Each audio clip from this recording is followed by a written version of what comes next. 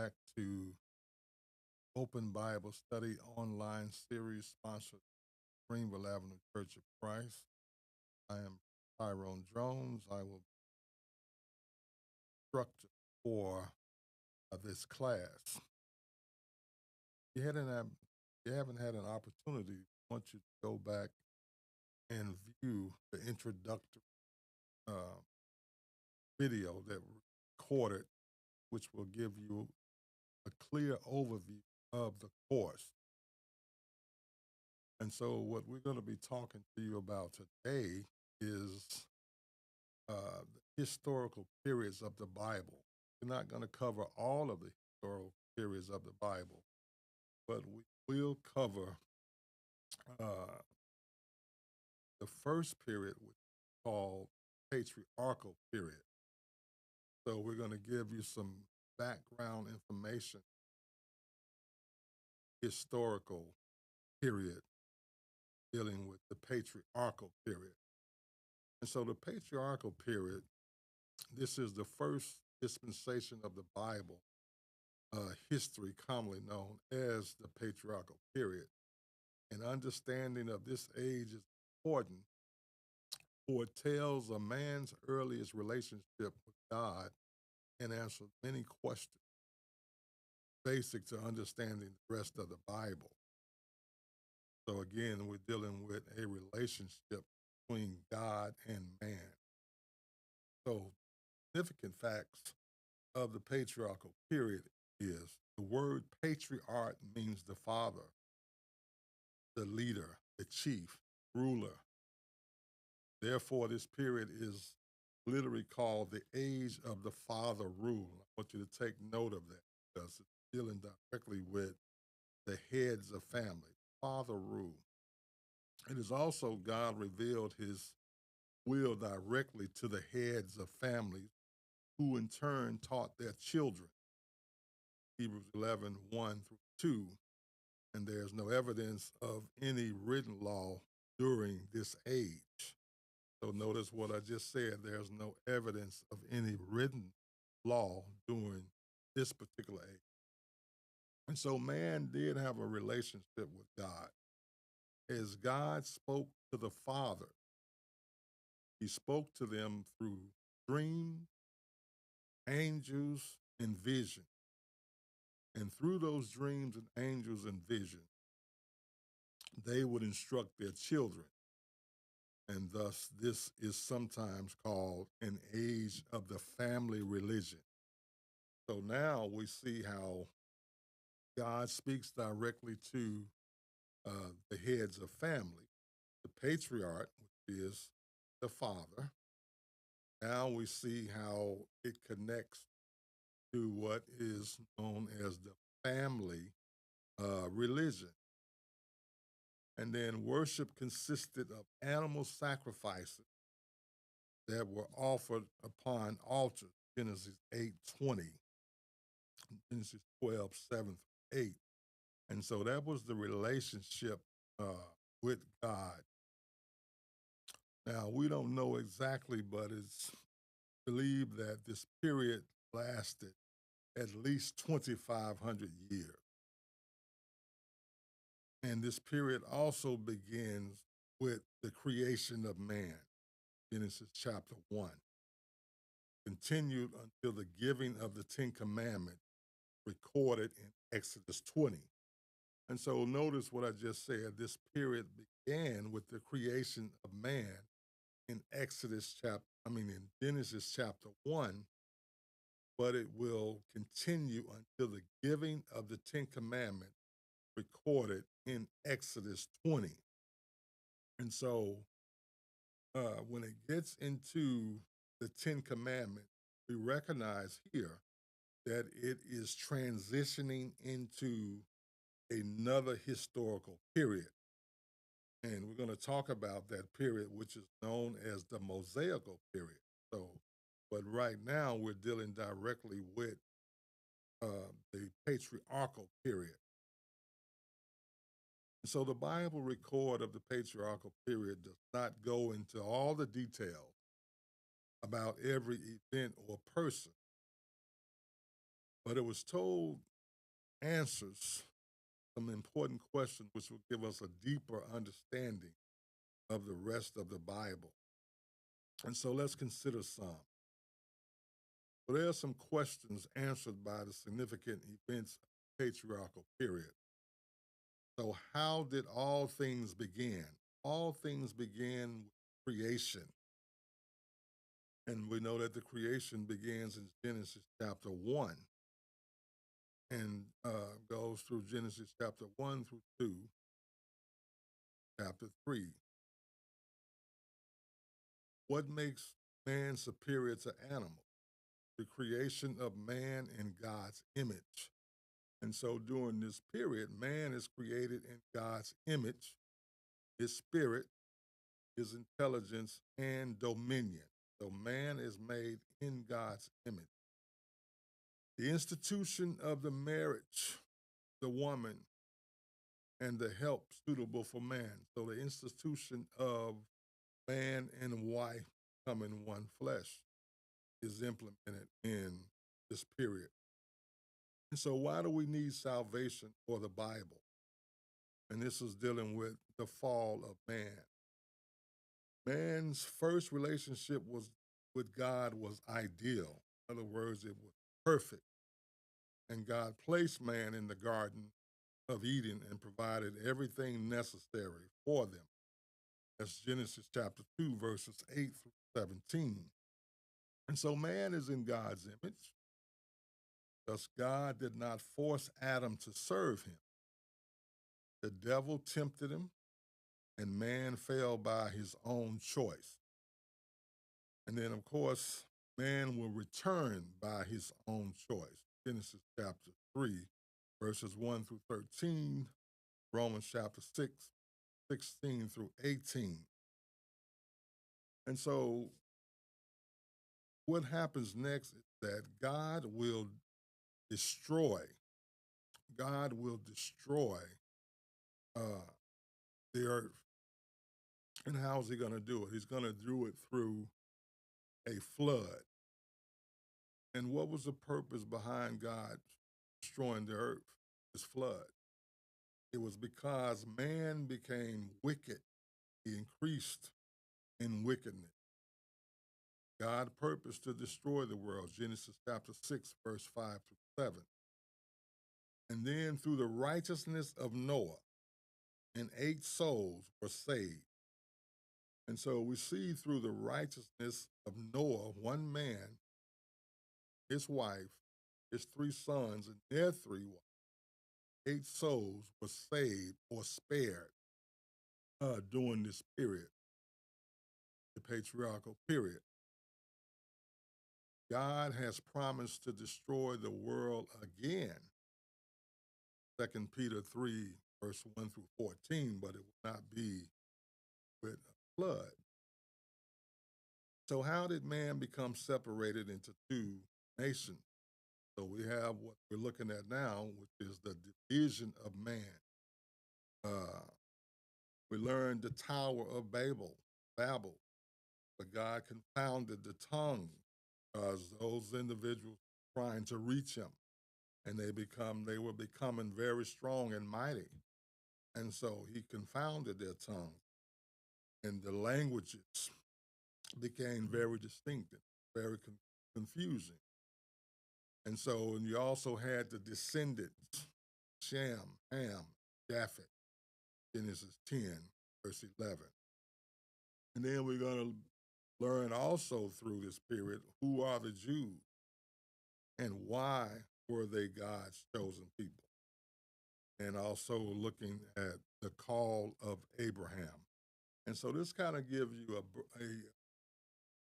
a brief overview of the patriarchal period. And so now what we're going to do is going to take a look at what is known as the dispensation chart. So if you look at your screen, you will see the dispensation chart. There are 3 periods in the dispensation chart. We have the patriarchal, You have the Mosaical, and if you see the arrow, uh, follow the mouse, and you have the Christian dispensation. So I'll give you a brief overview of this. So the patriarchal period, which is the overview I just gave you, this period begins Genesis chapter 1 all the way through Exodus 20. And remember, I said that this period was known as the family religion. And through this family religion, God spoke to the fathers, the heads of those households. During this period, it was all about the family. It was all about the altar and animal sacrifices. As I mentioned before, there's no evidence of any written law during this period. And then the second period over here, you see the Ten Commandments right here. I mentioned just a moment ago that once the Ten Commandments are given, a transition takes place into the Mosaical period. And then the Mosaical period is known as the national religion. This is a period where the law will come through Moses, or the law came through Moses. This period was from Exodus 20 all the way to Acts chapter 1. Period focuses in on the Jews being God's chosen people, the temple, Passover feast, and the Sabbath day. Those are some attributes of the Mosaical period. And then we will transition to the cross right here. The cross represents Jesus Christ dying on the cross. So when Jesus Christ dies on the cross, we will transition into the third period, which is the Christian period. This period is known as the universal religion, and it is a period where grace and truth by Jesus Christ. Period is Acts chapter 2 through Revelation. Period is also the age of the Christians, the beginning of the church, the Lord's Supper, and the Lord's Day. So if you're going to notice, this circle is a half circle and it's not cut off. I want to make sure that we recognize that it's not cut off. It is a half circle, and it's a half circle for a reason because we are presently in this period as I speak, known as the Christian, the universal religion. And that circle will not be complete until our Lord and Savior Christ returns for his church. And so that's why it is a half circle. And so let you look at something that's a little bit closer. We're going to look at, see down here up under the patriarchal. See the family religion, that's small. So a family, think about a family, you think about a family, 4, 6, 8. And then when it transitions into the Mosaical period, it becomes a nation. So now those numbers have multiplied.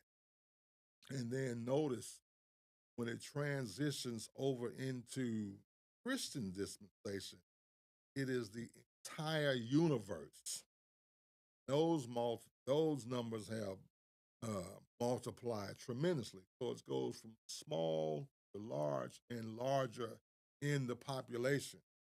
And I think that's interesting to know that there's some growth that is taking place.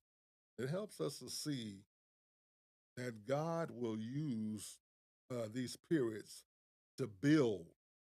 And he's building from a family, and he's building to a nation, and he's building to a universe. And so I just wanted to point that out. So that's a basic overview of the historical periods of the Bible. And so now let's talk about this patriarchal period. And this is just an overview of it. Remember, scripture references will come from Genesis chapter 1 through Exodus chapter 20. That's the scriptural reference for this whole patriarchal period. And so again, we see how in this little circle here, uh, which deals with Adam, know that Adam was God's first creation. Know that God gave Adam a wife. Her name was Eve, and they had children. But before they had those children, they were in the Garden of Eden, and we recognize that in the Garden of Eden, they will disobey God's law, and and then they would be removed, from the garden, and they would have children. As a result of them having those children, the land grows, population grows, and then you see this second circle here, which is larger. This is where wickedness took place, and wickedness was so bad upon the earth that it grieved God that He had made man. And so God is still in His planning stage. He's grieved. He's grieved because of the wickedness of man. And then I mentioned in the at the very beginning how Noah, God found favor in Noah. So Noah would be commanded to build an ark. And we know that Noah built that ark according to the specifications of God. He did everything that God asked him to do with that ark, bringing in all the different animals and different things. They would all come into this ark, and God will have it to rain for 40 days and 40 nights upon the earth. And He's going to save those 8 souls. The 8 souls are who? Noah, wife, 3 sons, and their wives, 8. And so once that ark is complete, uh, the rain will come and it will rain for 40 days and 40 nights, and God will destroy the earth. Know that the rainbow that we see today is a symbol that that God gives as a reminder and a covenant that the earth will never be uh, destroyed by water again. And so, as a result of the flood, when the ark subsides, Noah and his family will get off the ark, and then life in once again. Life will begin once again. And so now they are what? Multiplying in numbers. And now life has been restored and there's a growth in the population. So now we're moving into the chosen family. And there's that word family again. So the family religion uh, is dealing with also the chosen family. And there was 4 chosen families: Abraham, Isaac, Jacob, and Joseph. And so remember, we said that God will speak directly to these fathers, and through those individuals, they will speak through to their children. And that's how this religion was. It was family religion, relationship between God and those men, where God spoke directly to those men. Those men dealt directly with their family. And so, what's interesting about this story, we have Abraham, who's called Isaac, Jacob, Joseph. That's that's the order. Abraham is first, Isaac comes second, Jacob comes third, and Joseph. And so within uh, these chosen families, uh, we're going to look at Joseph. The reason I say we're going to look at Joseph because he is the last one of the chosen families there. And we know that Jacob had 12 sons, and Joseph was one of those sons. And when you read about the story, we know that Jacob loved Joseph, and he favored Joseph. And we read that uh, Jacob would give Joseph a coat of many colors. And as a result of the love for Joseph from his father Jacob, his brethren would be very jealous and envious over him. And so as the story goes on, his brothers were so jealous over him that they decide that they're going to punish Joseph. They will eventually sell him into uh, Egyptian slavery for some silver. And so they will sell Joseph into slavery. Joseph will go into Egypt, and that's where we're at right now, this circle here. And and Joseph will experience various trials and tribulations as he is in Israel.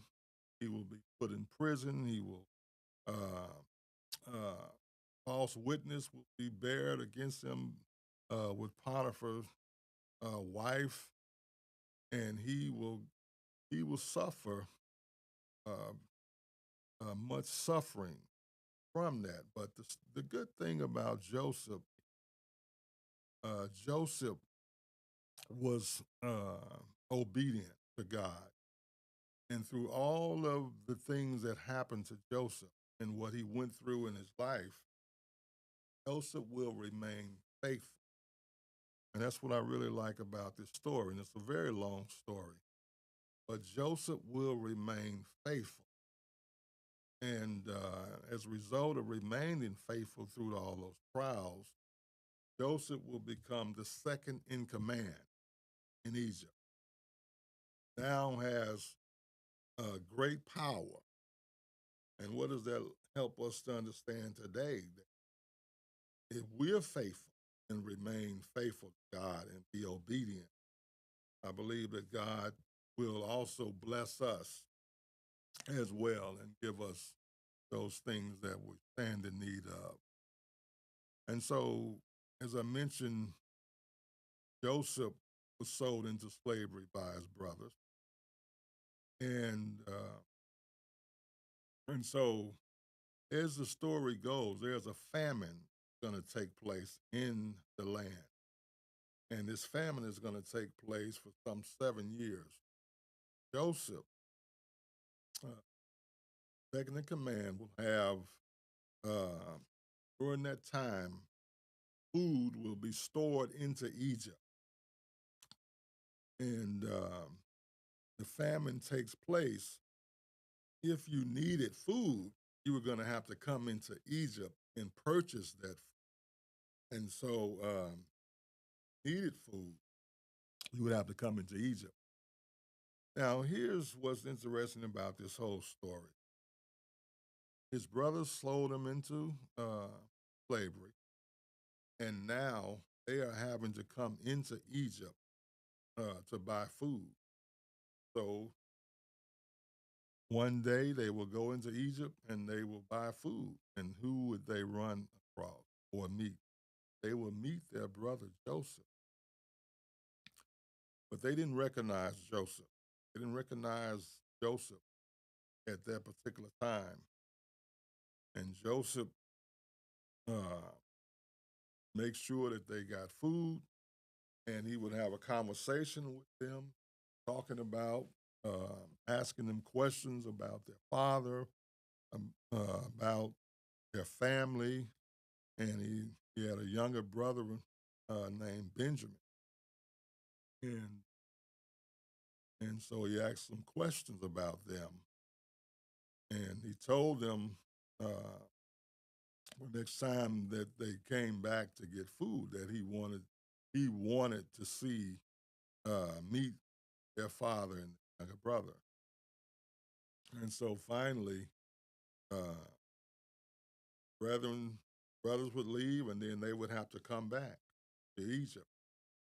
And when they came back, did as Joseph had asked them to do. That was bring. He wanted to see their father. He wanted to see their younger brother. They come back and they're all together. And then finally, as the story goes, Joseph will meet his family, entire family. And as a result of that beautiful story, Joseph will reveal who he is. They did not recognize. Joseph reveals that he is their brother that they sold into slavery. And you can only imagine Joseph was in great tears and uh, and he was connected back with his family. And that's the beauty of that story is that even when uh, your family or your enemies will do all these different things that are not right or unrighteous towards you, that God has a way of reconciliation, bringing things back together. He did that with Joseph and his family. And so they're reunited together, they're reconciled together. And as a result of that, uh, Joseph will get permission from Pharaoh to allow his family to remain in Egypt. And so they would reside in Egypt, family, all his brothers. So now you have the 12 tribes, which were the 12 tribes, sons of Jacob. And, uh, and so they're now in Egypt. And they've been given mission to live there. They're prospering, they're growing in numbers. And God is blessing the family in tremendous growth. And as time takes place and over a period of time, leadership change. And so, as the Pharaoh changed and new leadership came in, that leadership began to fear what was going on with Israel. And that's who uh, Jacob's 12 tribes are, the nation of Israel. So they feared them because they were great in numbers and they thought they would probably overturn Egypt. And as a result of that, they will press Israel and they would go into slavery. They would go into slavery, put them into slavery, and this is how Israel will end up in Egyptian captivity for some 400 years, right here in this circle here. So Israel is in Egypt, and they're in slavery due to uh, fear that they might, take over. And so the Pharaoh that came in uh, made sure that he took away any kind of power that they had. They're in slavery, and now they are in slavery, and they're praying to God to deliver them from slavery. And of course, God will, through various channels, will deliver them. And so, and we're not going to get into that discussion today, but one thing I will say is that we know that through Moses, that God is going to bring Israel out of Egyptian bondage, which will begin here at the Ten Commandments. And so we're going to talk about that in module 2. So what did we look at in this module? We looked at the creation, we looked at Adam, we looked at how wickedness came upon the earth and how it grieved God, and as a result of that, God had found favor in Noah. Noah will be able to follow the instructions of God, and he will build that ark, and he would, through that ark, 8 souls would be saved by water or the flood. The ark will subside, life begins, and prosperity takes place. The chosen families, Abraham, Isaac, Jacob, and Joseph. It is through Joseph. It is through Joseph that uh, Israel will have favor with the Pharaoh. They will come into Egypt as a result of Joseph being second in command and going to uh, Pharaoh and getting permission for them to stay there. And going to be prospered, grow, and finally, as a result of growth, uh, new leadership comes in. Then Israel is pressed, put into Egyptian bondage for 400. So we're going to conclude there by simply saying that patriarchal period is known as the family religion, where God spoke directly to the heads of family.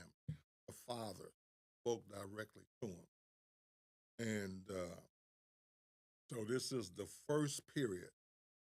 It is the family, where God spoke to the fathers. It is about family, the altar, animal sacrifices. There are no written laws at this particular time. And so when we come back, module 2, we will transition into the next period, which is the Mosaical period, and start dealing with the national religion. But today, focus in on patriarchal period. So I hope that what I shared was helpful. But as you can see, it is a very, very long story. And to talk about it and to read about it takes a long time to do that. But Genesis chapter 1 to Exodus 20, and I pretty much paraphrase what was going on in this period. So I invite you to read Genesis chapter 1 through Exodus 20 for yourself. But this is just an overview of what the patriarchal period was all about. So again, we just want to say thank you. Tune into the Open Bible Study online series. And as we prepare for next week, go ahead and in your reading, any questions that you might have, go ahead and jot those questions down so we make note of that. I also ask you to give us a thumbs up uh, uh, for the lesson today, and we look forward to seeing you again in module 2. Thank you so much.